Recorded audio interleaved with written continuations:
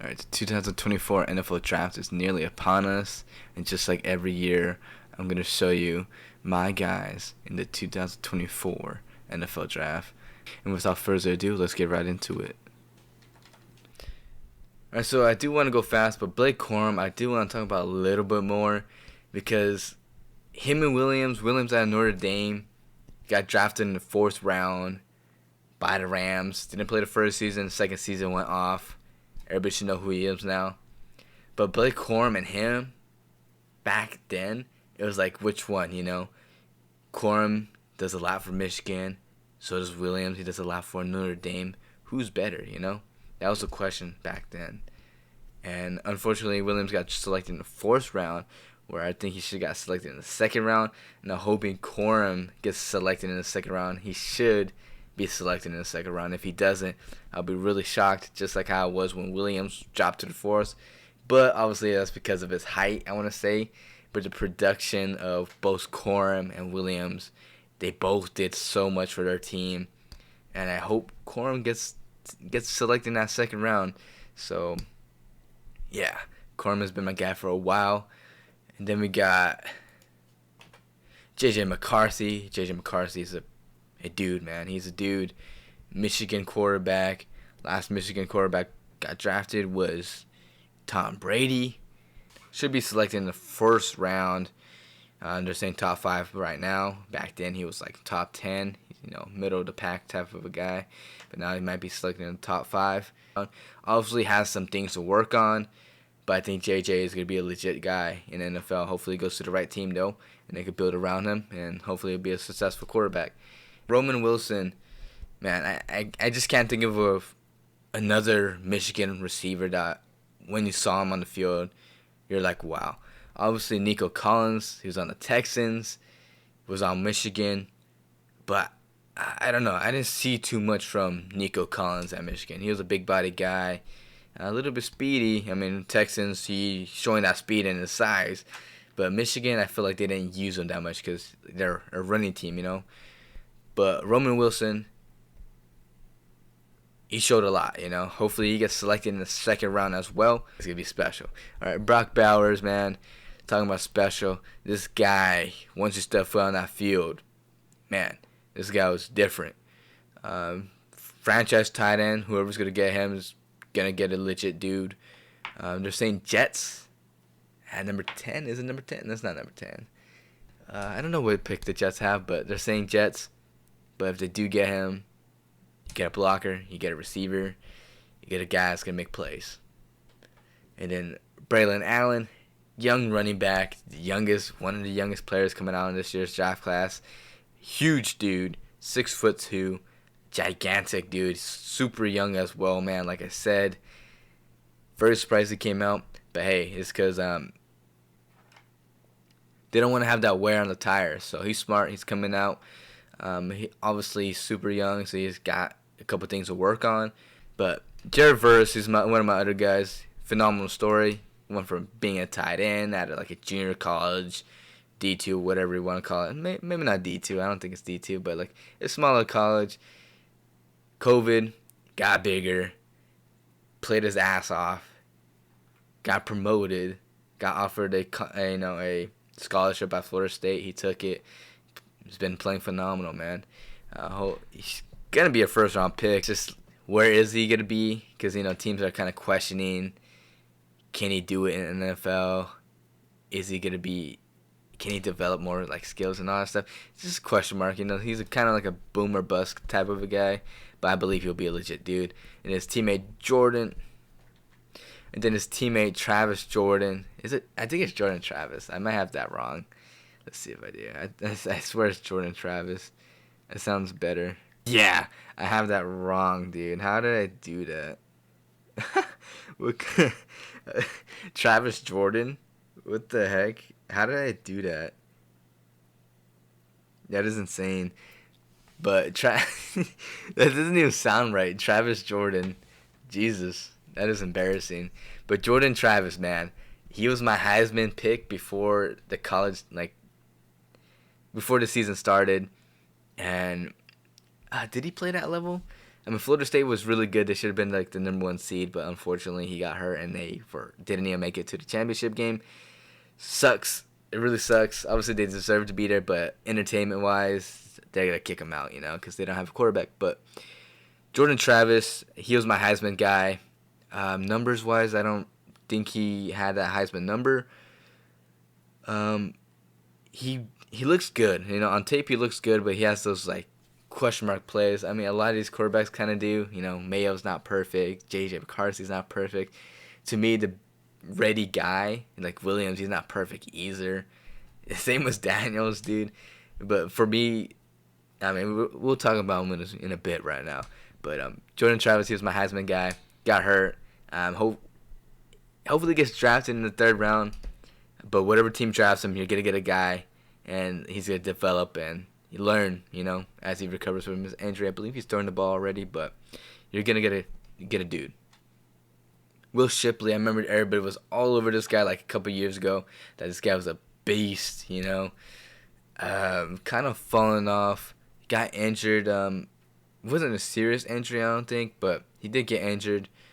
But he's still a beast, man. Everybody's just not talking about him, man. Will Shipley's still a guy. Ran a 4.39, I want to say, in the 40-yard dash at his pro day. Didn't even get invited to the combine. Maybe he turned that down because of injury, but maybe he just didn't get invited. But Will Shipley, he's a beast, man. Don't sleep on him. Roman Dunze, this guy's my guy. Probably my favorite player out of this whole draft. Obviously, Marvin Harris is the number 1 receiver. Media and everybody are saying, Roman Dunze or neighbors might be, pushing that number 1 receiver spot. But let's be real, guys. Everybody just has short-term memory. They like to think about what's happening now. But Marvin Harris, he's a generational receiver. Roman Dunze and neighbors are number 1 receivers. Marvin Harris is generational. It's just, everybody kind of forgets because he didn't do a pro day. He didn't do combine. He didn't get interviewed. So that's why everybody's kind of forgetting about Marvin Harris. But don't forget about him, man. He is generational talent. And whatever team gets Marvin Harris, you're getting a legit guy. But Roman Dunze, he's my 2nd receiver out of this whole draft class. Everybody says Nas or neighbors. But Roman Dunze, I feel like does it all. Put him in the slot, put him outside. He can moss people, great after the catch, run every route in the route tree. He can block, humble guy. Love his interviews. Roman Dunze is my favorite prospect out of this whole class. So, yeah. Keon Coleman, guy's a moss machine. Basketball background, went to Michigan State for football and basketball. Went to Florida. He played with Jaden Reed, by the way, as well. Went to Florida State because he wanted to, pursue football. Didn't get as many, targets because Jordan Travis liked Johnny Wilson more. But Keon Coleman's a dude, man. Very explosive after the catch. Like I said, a moss machine. My comp for him would literally be DK Metcalf. Obviously, it's not as big as him, but in terms of athletic capabilities, DK Metcalf, man. How fast did DK run? I forgot how fast Cole ran. I don't think it was that fast. But, man, when you turn on that tape, dude, he catches the football, boom. He takes off, man. It's hard. Big guy to get down, too. And, yeah, Keon Coleman's going to be a beast. Hilarious guy as well. High energy guy, man. And then Michael Penix Jr., to me, like I said, I didn't say, but like I was talking about earlier, Penix Jr. to me is the most NFL-ready quarterback out of this whole draft class. You don't really see that many like question mark plays from him. When you watch him play, that ball pops out of his hand. Love to see that from a quarterback. Tries to be a true pocket quarterback before he becomes a running quarterback. Like he does that so much that people question mark his running capabilities or scrambling capabilities. But man, he could run, man. He had to run the 40-yard dash because people were question marking, his speed and all that stuff, man. It's pretty sad, but hey, he ran fast, and now people know he could scramble or he could attempt to scramble. But he tries to be a pocket quarterback. He's my favorite quarterback out of this draft class. J.J. McCarthy is my guy. I've been with him for a long time. Fan of his for a long time. But Penix, man, watching his season this year, very, I don't know, it's very inspiring, but I loved it. I loved the season he had. Love his story. Injuries. He's 25 years old. Should be selected in the first round because he's a great quarterback, a team player, a leader. What else? What else can I say about Penix? Let's see. What else? Oh, he should have won the Heisman. That's what I was gonna say. He should have won the Heisman, man. He took that team to a championship, man. Daniels, numbers wise, yeah, okay, give him the Heisman. But in terms of what he did on the field and who he played against, I'm giving him the Penix, bro. I'm giving him the Penix. Penix should have been Heisman.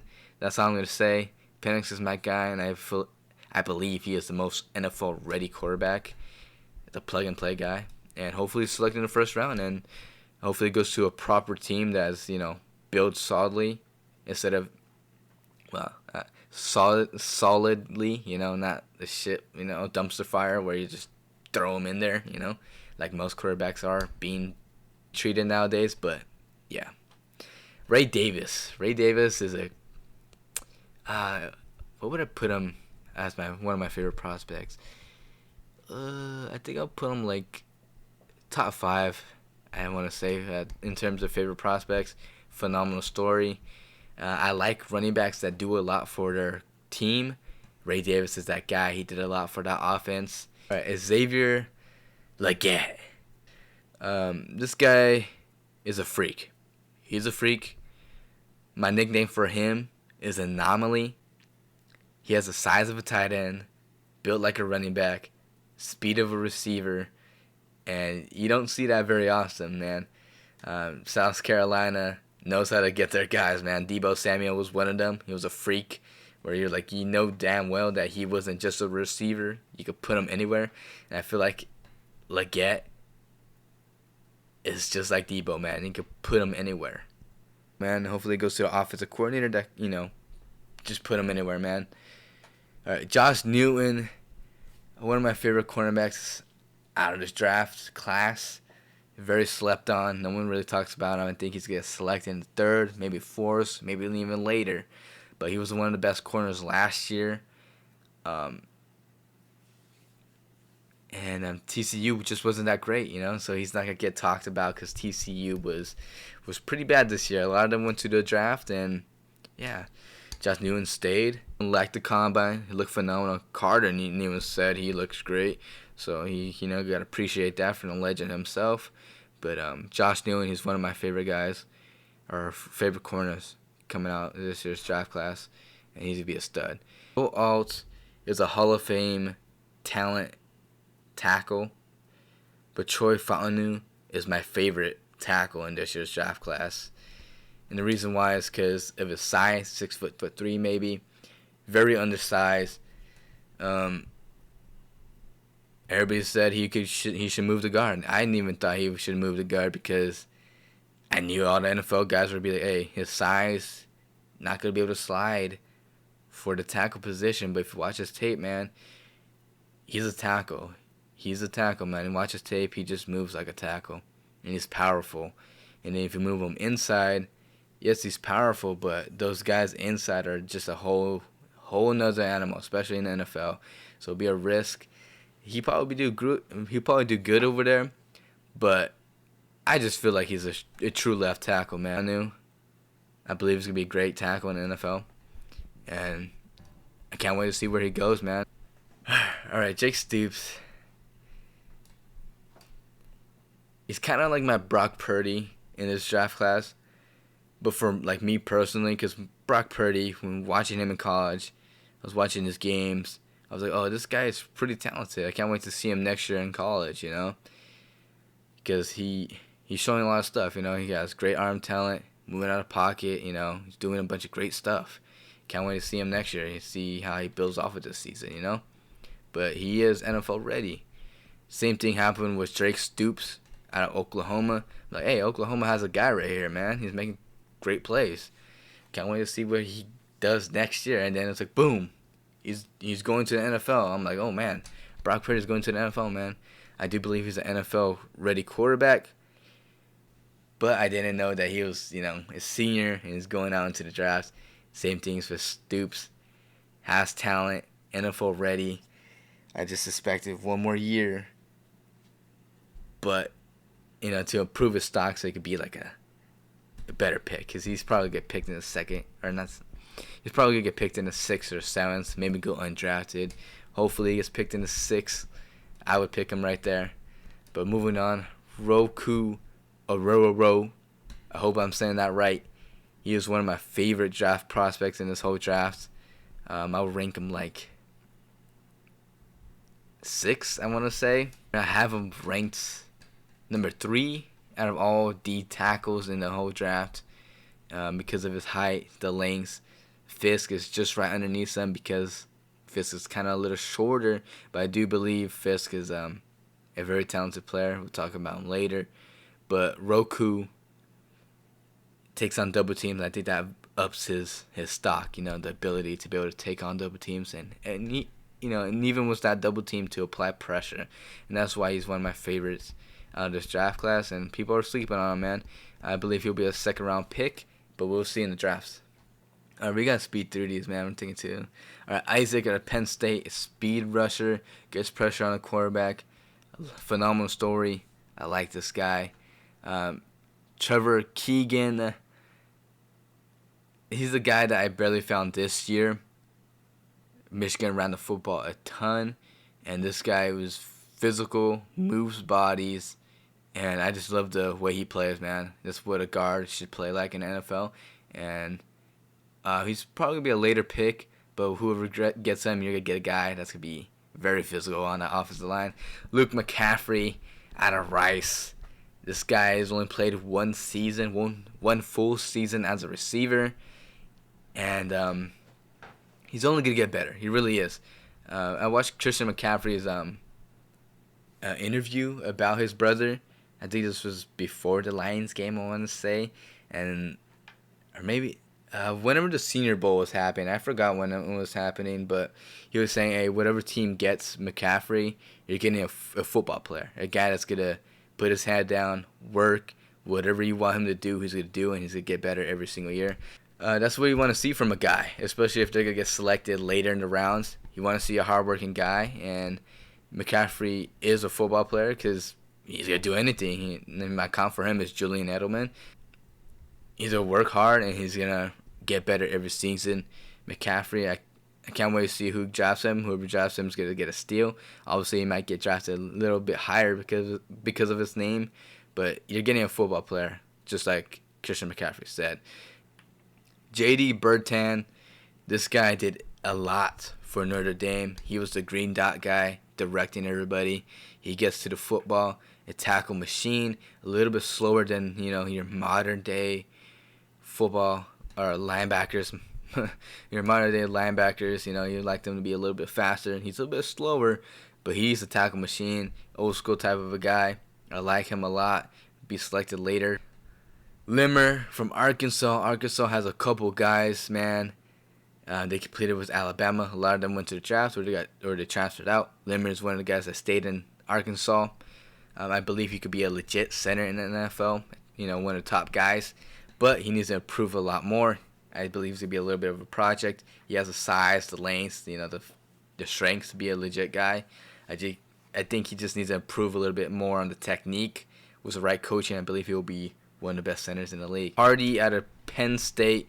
Again, like I said, I support the shorter guys at position. Hardy is like 5'8", but this guy's a beast, man. Trust me, he's a slot corner, plays man, could play zone, and he's not afraid to tackle, man.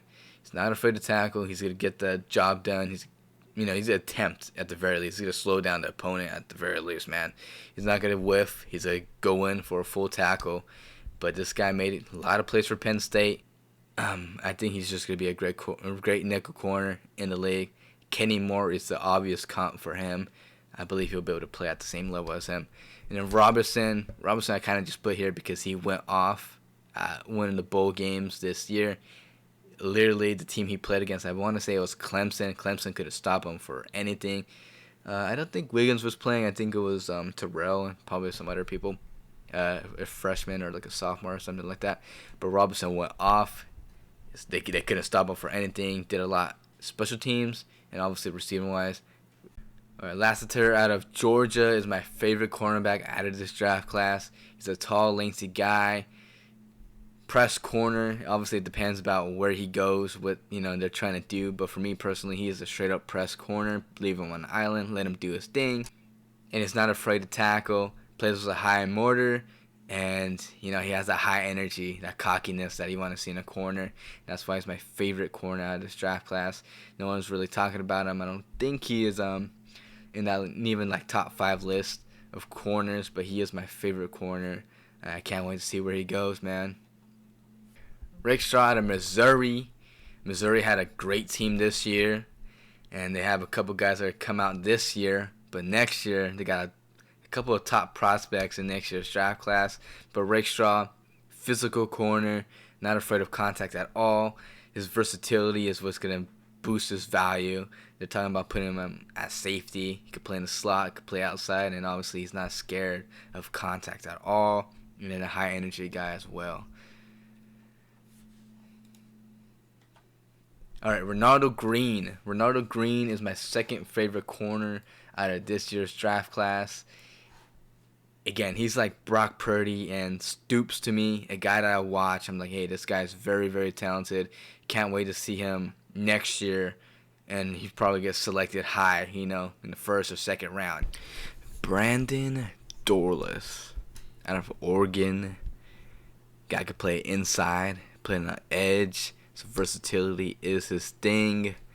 He should be in the second round, second round talent. But I wouldn't be surprised if he falls to the third round. But he's a beast, man. I forgot who said he's like the toughest opponent that he's played against. Was it the Notre Dame guy? I'll have to look at the schedule. I don't think it was Penix. I think Penix said Murphy was the hardest, opposing player he played against. But yeah, I think it was Caleb Williams who said that Dorless, it was the toughest opponent that he's played against. Jaden Hicks out of Washington State. This guy made a bunch of plays against Washington. They had Penix and Dunze. McLean? I want to say that's his name. Who else did they have? Polk. And then you got the Johnson for running back. So they had a stacked offense, and he was making plays against them. And I just like it. He's very versatile. The player that I would give him a comp of is Byard from Minnesota Vikings. I believe he plays very similar to him. He could play, free safety over the top, or he could play in the box. And yeah, that versatility and just the style that he has reminds me of Ladd Byard out of Minnesota or Cal. Leonard Taylor out of Miami, the U. Man, this guy's a beast. What I love about him is his IQ, understanding where the play is going, and he's just always there. This guy watches tons of film, or he just understands football because this man is just there. Every run play, he's just like boom, boom. He's there in the hole, clogging up that run game, and then his pass rushing is pretty solid. And this guy's probably gonna go in the third round. All right, so these are guys that I liked after the Senior Bowl, after the Eastern, Western, Shrine Bowl, and from the Scouting Combine. So everybody after this, I'm like, okay, they showed up at the Senior Bowl, and they showed up at the Combine, or they showed up at the Eastern, Western, Shrine Bowl. So Robinson, this guy was a no-brainer for me. The Senior Bowl, their practices, man, the first day, no one was talking about him, but I came out of that first day, I was like, man, Robinson's just different, man. He's physical. He reminds me of an old school, edge rusher, just an old school guy, physical, and just keeps going, relentless, and power, the size he has, incredible. And he took over that whole Senior Bowl week, that was all him. Then the next guy was Fisk. Fisk, the first day, I was like, okay, this guy's doing something. That second day, man, it was just like, this guy's a mixture of power and speed, balanced guy, and then the Combine obviously took over on that day. Really showed up for the cameras. Interviews were great. The Combine was phenomenal. Did everything very well at the Combine. They're talking about him being possibly selected in the first round, but that's kind of, died down a little bit because, again, we have short-term memory. Just like with Marvin Harris Jr., how he hasn't done any combines, no pro day, no interviews. They forget how great he is. With Fisk, he's done the combine, and, that's that, And we were moving on, and they're just forgetting about him. All right, Border leaning out of Wisconsin. Around, he played right guard for them for a time, and then they moved him to center. I believe he's a straight-up center. Love how he plays, and nowadays everybody's trying to find the next Kelsey, Kelsey's retired, so they're trying to find that guy that's going to be the next guy, the next Kelsey. And Bortolini is, making a good case to be that next guy. He's very athletic, moves, you could pull him and everything. And what I like from him is that he goes and he catches his body down the field, And that's what Kelsey does, man. He goes down and he finds somebody and he takes them out. Or he moves them, and that's what Bortolini does. Probably could be a fourth rounder, maybe later, but I do believe he'll be a solid center in the league, especially from out of Wisconsin. Wisconsin usually produces pretty solid offensive linemen. Or Christian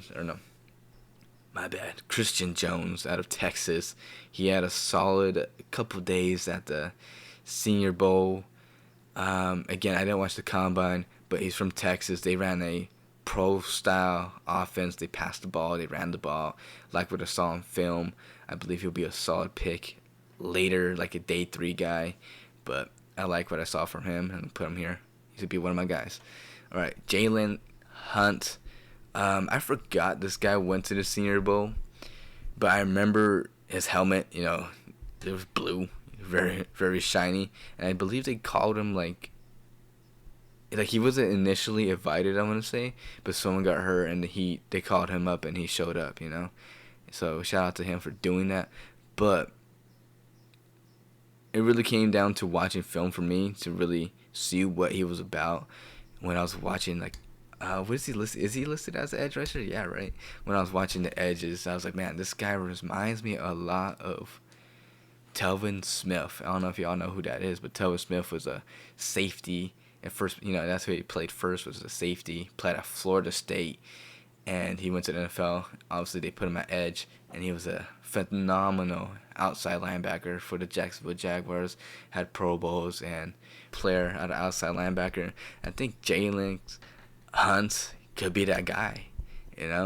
He's a little bit taller and lengthier than Telvin Smith, but they have similar backgrounds. The only difference is, for me, is that Telvin Smith played at Florida State, and he's playing at Houston Christian, which are, playing against lower talents. But he is going to be but with that being said, he is going to be a developmental guy.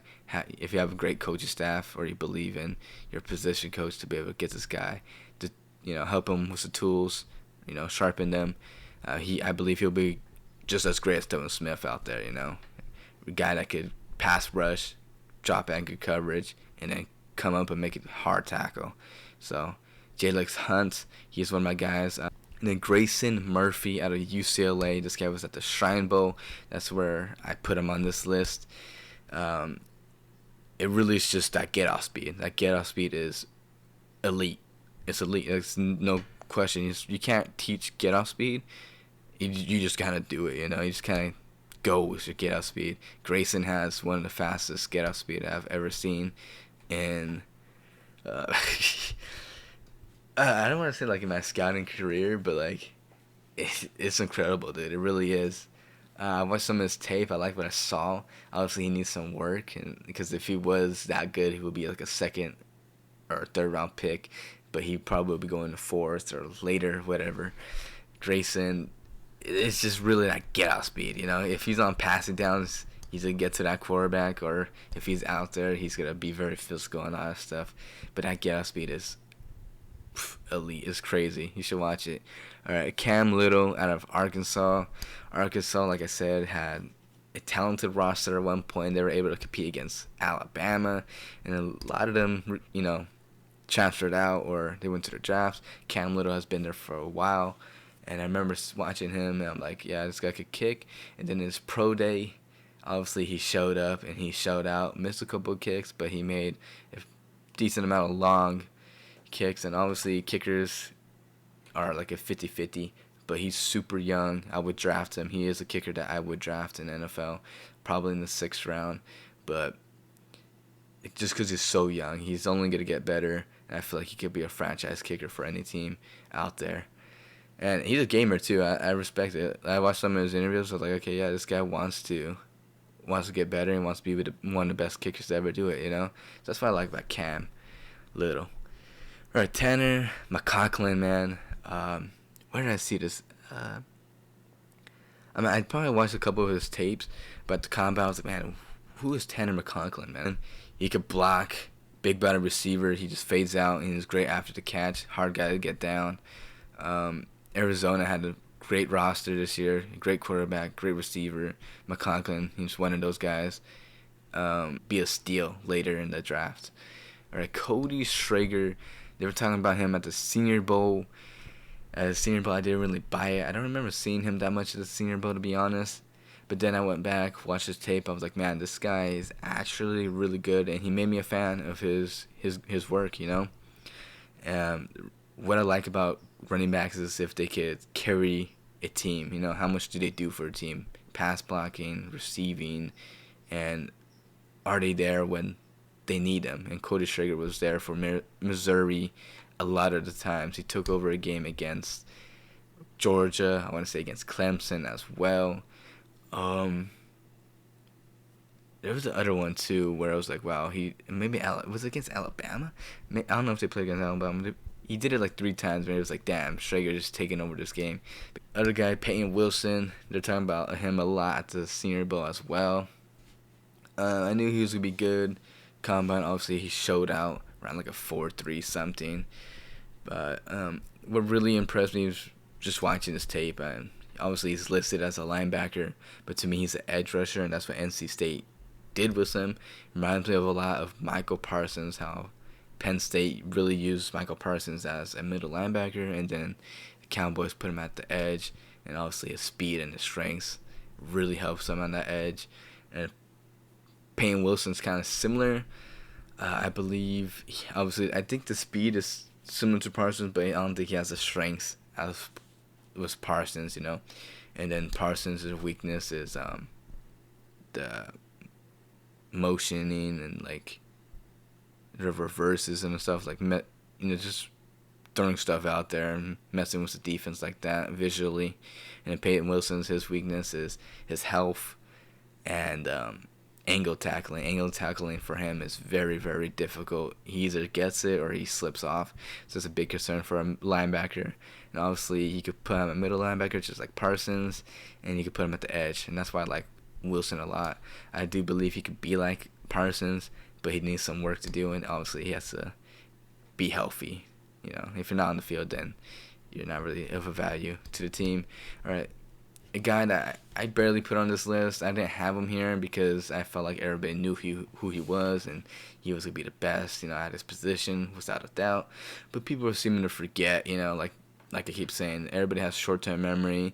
They forget about Marvin Harris. They forget about Fisk. And they're kind of forgetting about Tyler Nubin out of Minnesota. This guy, I just can't believe people are saying that he's not the best safety out of this draft class. I just can't believe it. Like, it's just baffling. It's baffling, and it's pretty freaking sad. Like, this guy could play free safety. He could play strong safety. He could do whatever. I believe he's more of a single high guy, but he could blitz. He comes down to hit. He plays great in man coverage, Very smart. Like you said, he's going to be in a film room all day long. And obviously, he has that relationship with Winfield. So you know damn well he's going to get his thing. He's going to do his thing, get better every single day. And I believe he'll be one of the top safeties in the league in the future. And it's just crazy how people are saying DeJean or Rake Strand from Missouri could be a better safety than him. It's just crazy. Like, for me, it's undoubtedly he is the best safety of this draft class. There's not that many great safeties in this class, but he is for sure the best one in my opinion. So that's why I had to make him one of my guys, because people are forgetting how good he is, and it's sad. So I can't wait to see where he goes, and I can't wait for him to prove people wrong, saying that, hey, I was the best safety in the class. and he needs to remind them. So yeah, those are all my guys right there. I hope you enjoyed. I don't think this video is gonna be that entertaining, but I just gotta get it out there because, I had to have this, continue this streak. First year I had Brock Purdy. Second year I had Puka Nacua, and obviously they're not the only ones out of that class that performed big time, but they're the most notable ones, and the guys people will know, more than all the guys, like more than Jaden Reed and all the other receivers. I mean, you don't know Rice because Rice got kind of arrested and he's on the Chiefs as well. But yeah, this video is not gonna be entertaining, but I just gotta get it out there. So I apologize. Mock draft's gonna be like on Tuesday. I want to say Tuesday, Monday. It's gonna be around there. So I'll see you guys then.